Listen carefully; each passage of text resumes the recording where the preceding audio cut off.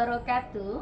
Yang terhormat penguji UKIN PPG dalam jabatan tahun 2023. Perkenalkan, nama saya Ani Anggrayani, NIM 23500521. Saya mengajar mata pelajaran Sejarah Kebudayaan Islam di MAN 1 Serang, sekaligus sebagai mahasiswi PPG dalam jabatan batch 2 tahun 2023. Program studi Sejarah Kebudayaan Islam di LPTK UIN SMH Banten. Saya akan melaksanakan uji kinerja di MAN 1 Serang dengan materi strategi dan kebijakan Daulah Utsmani model problem based learning. Berikut video praktik pembelajarannya. Assalamualaikum warahmatullahi wabarakatuh. Waalaikumsalam warahmatullahi wabarakatuh. Bagaimana kabarnya anak-anak? Alhamdulillah baik. Luar biasa, alhamdulillah ya, diberikan kesehatan oleh Allah Subhanahu wa taala. Baiklah anak-anak, sebelum memulai pelajaran sejarah kebudayaan Islam, kita terlebih dahulu berdoa yang akan dipimpin oleh KM kita. Dipersilakan. Siap. Sebelum belajar, mari kita baca doa. Baca doa dimulai.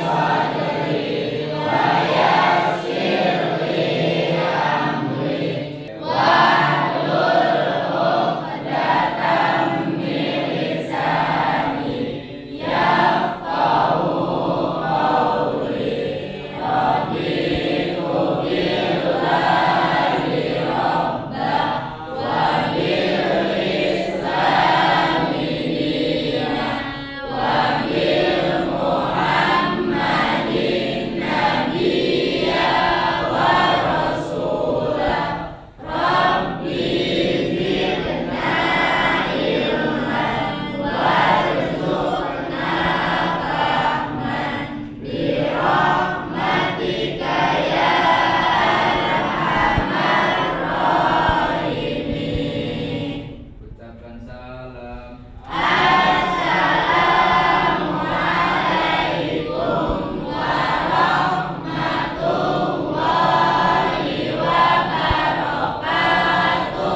Waalaikumsalam warahmatullahi wabarakatuh. Anak, biar belajarnya tambah semangat, kita terlebih dahulu semangat SKI seperti biasa. Silahkan bangun dari tempat duduknya. Sudah siap? Siap.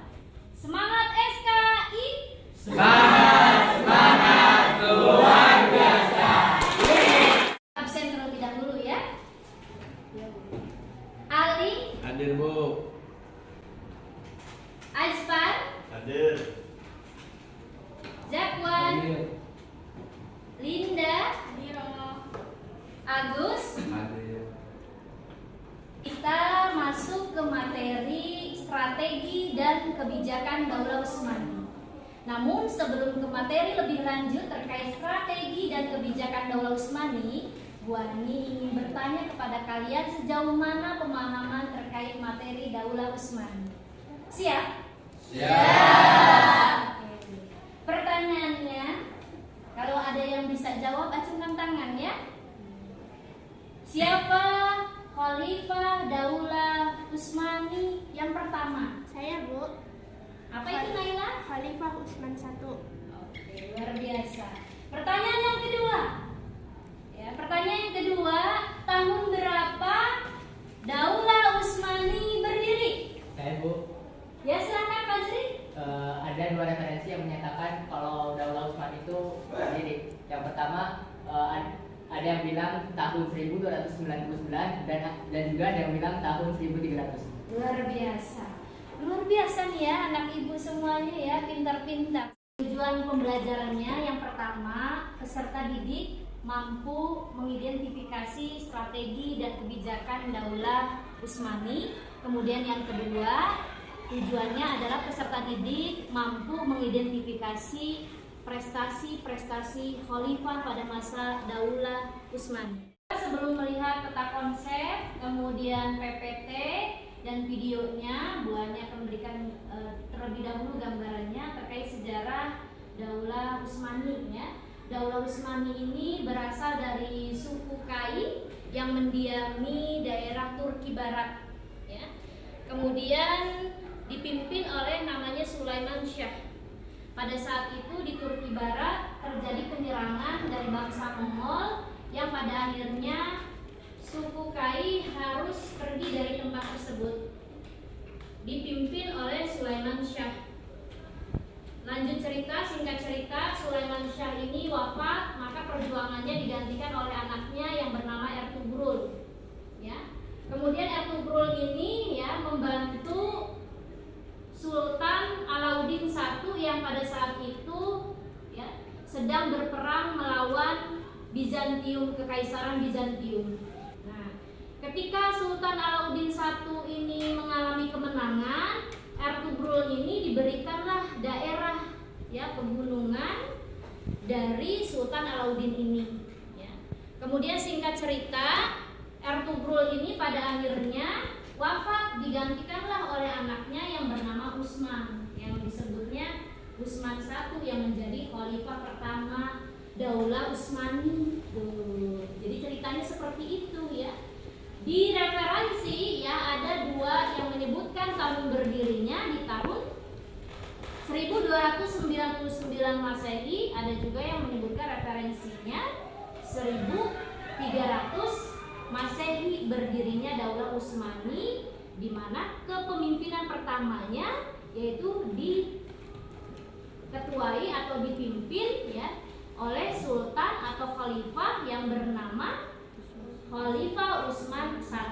Nah, itu adalah gambaran besarnya. Nah, terkait strateginya ya, bagaimana strategi dan kebijakan Daulah Utsmani ini mengalami kemajuan ya. Kemudian kemajuan-kemajuan yang munculnya seperti apa? Kita akan masuk materi strategi dan kebijakan Daulah Utsmani. Terlebih dahulu kita lihat peta konsepnya. Menyaksikan PPT terlebih dahulu agar kalian bisa memahami materi ini dengan baik ya. Siap menerima materi PPT-nya nih? Siap. Ya, Bu Ani putarkan PPT terkait strategi dan kebijakan Daulah Utsmani termasuk khalifah yang mengalami kemajuan. Utsman yaitu pendiri Daulah Utsmani yang mencanangkan kerajaan dibangun atas sendi-sendi persatuan suku Turki. Utsman yaitu seorang yang sangat pemberani, mukhlis, adil dan bijaksana. Dengan sifat-sifat terpuji yang dia miliki, tentunya menjadi kebanggaan bagi masyarakat dan pengikutnya. Para pejuang tersebut sering disebut dengan Al-Ghazi yang berdiri dari Ikhwan Persaudaraan Tarekat Baktashi. Kita akan bahas kemajuan peradaban Islam pada masa Daulah Utsmani, di mana di dalamnya ini termasuk khalifah-khalifah berprestasi ya. Ada di penjelasan ini, silahkan disimak. Pada masa Daulah Utsmani, yang pertama Muhammad I. Pada tahun 817 sampai 824 Hijriah, Muhammad I adalah putra bungsu dari Bayazid. Setelah berkuasa menggantikan ayahnya, beliau mulai menyusun kekuatan kembali dan memulihkan keadaan Turki Utsmani dari upaya pemecah belah yang dilakukan oleh Timur Leste. Strategi Muhammad I adalah menjalin hubungan diplomatik dengan penguasa Bizantium dan Venesia, dengan maksud agar kedua negeri ini tidak mengganggu kerja utamanya, yaitu mendamaikan Khalifah Utsmani. Berkat usahanya yang gigih, Muhammad I berhasil mengangkat citra Daulah Utsmaniyah sehingga dapat bangkit kembali, yaitu dengan menyusun pemerintahan, memperkuat tentara, dan memperbaiki kesejahteraan kehidupan masyarakat. Selanjutnya, Murad II menggantikan ayahnya pada tahun 824 Masehi sampai 855 Hijriah. Murad II ini ya, anak dari Muhammad I. Ketika beliau menjadi sultan, usianya 18 tahun. Beliau dikenal sebagai penyair dan orang yang mencintai ulama. Cita-cita Sultan Murad II adalah melanjutkan usaha perjuangan Muhammad I, yaitu memprioritaskan utama perjuangannya adalah merangkul kembali daerah-daerah yang terlepas dari Daulah Utsmani, seperti Asia Kecil, Saloniki, Albania, Balkan, dan Hongaria. Sultan Murad II membuat istana penguasa bernuansa akademis. Hal tersebut dilakukan agar kegiatan keilmuan tetap berkembang pada zamannya. Beliau mengirimkan sejumlah uang untuk kesejahteraan penduduk Mekah, Madinah, dan Baitul Maqdis sebanyak 3.500 dinar setiap tahunnya. Selanjutnya, Muhammad Al-Fatih menjadi pemimpin tahun 855 Hijriah sampai 884 Hijriah. Al-Fatih adalah gelar kebanggaan beliau karena berhasil menaklukkan Konstantinopel. Muhammad Al-Fatih diangkat menjadi pemimpin Daulah Utsmaniyah ketika usia 22 tahun. Muhammad Al-Fatih berusaha membangkitkan kembali sejarah umat Islam sampai dapat menaklukkan Konstantinopel sebagai ibu kota Bizantium. Muhammad Al-Fatih sudah dididik oleh ulama-ulama Rabbani, di antaranya gurunya adalah Muhammad bin Hamzah. Beliau lebih populer dengan sebutan Syekh Samsuddin. Kemudian gurunya Syekh Ahmad bin Ismail Al-Qurani. تحل القسطنطينية ولنعم الأمير أميرها ولنعم الجيش ذلك اليوم وإنك فاسمع وشد الحديد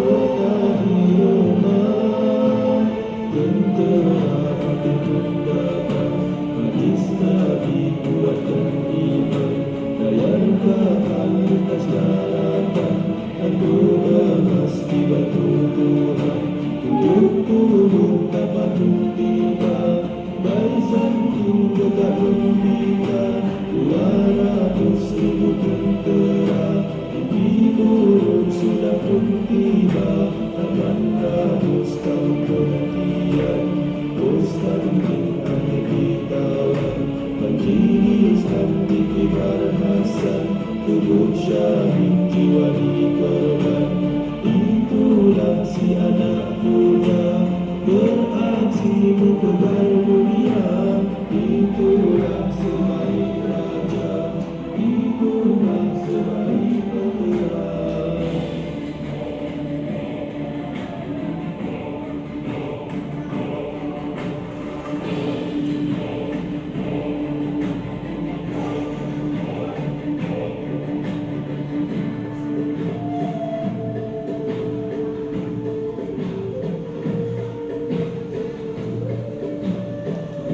Sultan Al-Qanuni naik tahta pada saat Turki Utsmani mengalami puncak kejayaan.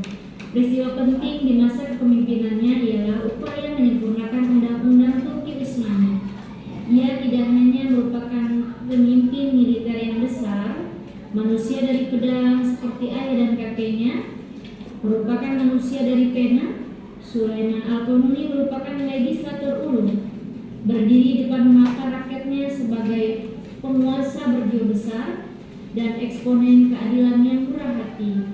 Sulaiman Al-Qanuni diberi gelar Al-Qanuni atau Magnificent. Tadi kalian sudah melihat ya peta, kemudian juga PPT ya, dan juga video.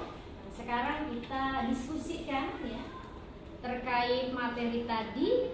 Ibu nanti kasih LKPD-nya, dijawab oleh kalian ya dengan cara berkelompok, berdiskusi secara kelompok. Nanti dibagi menjadi 5 kelompok. Ya, bisa dipahami? Bisa.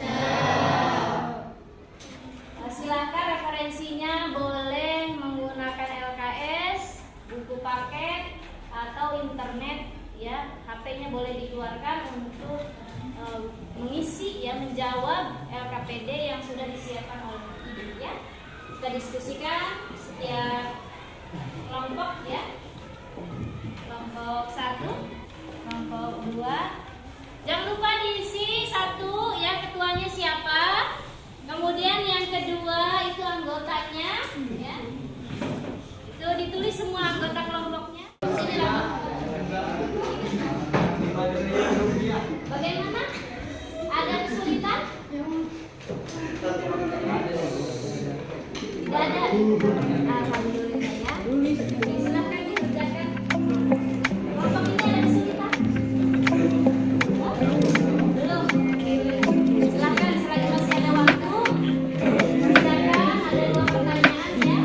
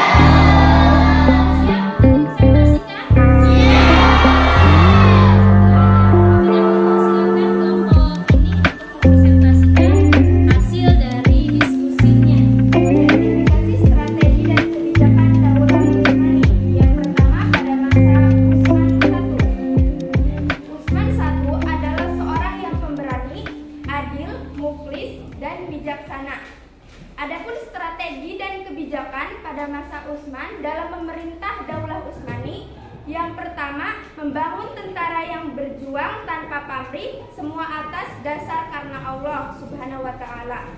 Kemudian para pejuang tersebut diberi nama dengan Al-Ghazi. Yang kedua, berhasil membebaskan kota Bursa di tepi laut Marmara. Khalifah yang kedua yaitu Orhan. Orhan menggantikan kedudukan ayahnya. Adapun strategi dan kebijakan Orhan dalam pemerintahan Daulah Utsmani, yang pertama, membentuk tentara khusus yang diberi nama Inhisharia atau juga Jenisari atau Yani Tashri, yang kemudian mempunyai bendera berwarna merah dengan lambang bulan sabit di tengahnya. Cukup sekian, kurang dan lebihnya mohon maaf. Wassalamualaikum warahmatullahi wabarakatuh. Waalaikumsalam warahmatullahi wabarakatuh. Selanjutnya, kelompok 1 ya, diacak ini ya. Kelompok 1, silakan kelompok 1. Diwakili oleh Fazli ya, kelompok 1 luar biasa. Maju silakan. Al-Fatih adalah gelar kebanggaan beliau karena telah menaklukkan kota Konstantinopel. Muhammad Al-Fatih telah memimpin kota Konstantinopel sejak ia berusia 22 tahun. Kota Konstantinopel merupakan kota penting di dunia ini. Kota ini dibangun pada tahun 330 Masehi oleh Kaisar Bizantium, yaitu Konstantin I. Kota ini letaknya sangat strategis. andai kata dunia ini adalah sebuah kerajaan, maka kota Konstantinopel adalah ibu kotanya. Beri tepuk tangan untuk Pak Jeri. Kelompoknya Rehan yang diketuai oleh Rehan, silakan maju ke depan. Assalamualaikum warahmatullahi wabarakatuh. Waalaikumsalam warahmatullahi wabarakatuh. Perkenalkan, nama saya Raihan Dwi Juliansyah, akan menjawab pertanyaan identifikasi khalifah berprestasi pada masa Daulah Utsmani. Sulaiman I atau Sulaiman Al-Qanuni naik tahta pada saat Turki Utsmani mengalami puncak kejayaan. Peristiwa penting pada masa kepemimpinannya ialah upaya penyempurnaan Undang-Undang Turki Utsmani.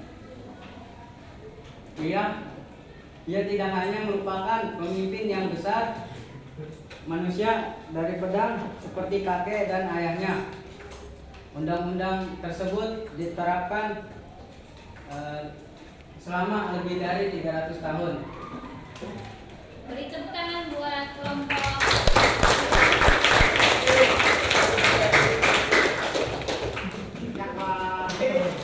Baiklah, luar biasa ya diskusi kalian ya, sangat bagus sekali. Kesimpulan dari materi yang kita lakukan ya, pembelajaran di hari ini ya. Daulah Utsmani berdiri setelah runtuhnya Daulah Abbasiyah, di mana Daulah Utsmani adalah salah satu 3 kerajaan besar yang menguasai dunia. Bahkan Daulah Utsmani ini menguasai Asia dan Eropa.